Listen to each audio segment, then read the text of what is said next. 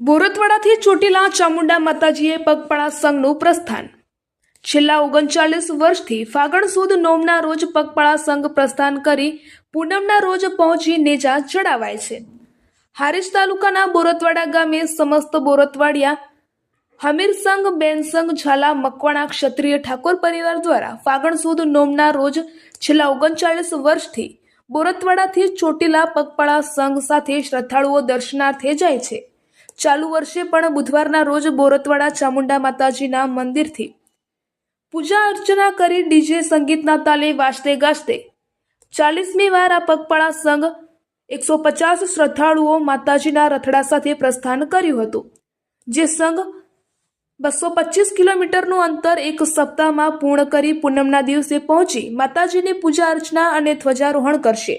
આ પગપાળા સંઘમાં 150 પગપાળા યાત્રીઓ અને સાથે સેવા કાર્ય માટે પણ 40 લોકો જોડાયા છે।